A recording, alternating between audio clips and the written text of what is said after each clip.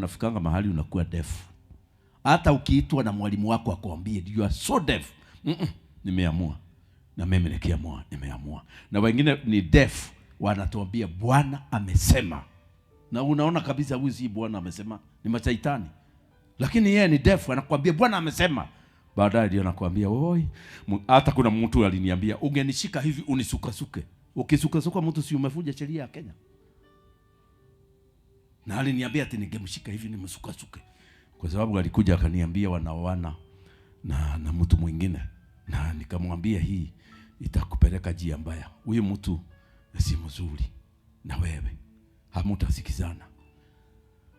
Na yeye anasema I have decided. Go. So they went. Alienda kumuuliza, "Bwana uko na mwanamke mwingine? Nimeona ulikuwa umebeba kwa ngali." Akamwambia, "Kwani bibi yangu unafikiria wewe ndiye mwanamke peke yako Nairobi?" Na akamwambia ile methali ya Kikuyu, "Gutire jaba ya mwera omwe." Hakuna jogoo inakuanga na mwera moja.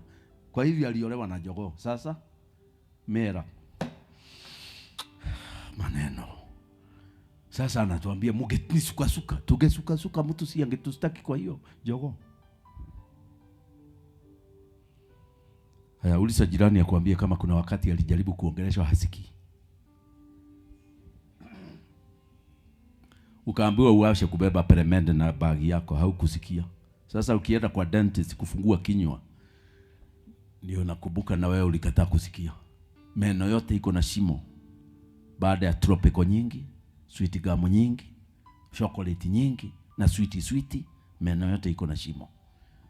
Unatengenezwa hapo na dentist. Mpaka unasema huyo dentist ako na ushungu sana. Ni malipo ya sweet na sweet gum.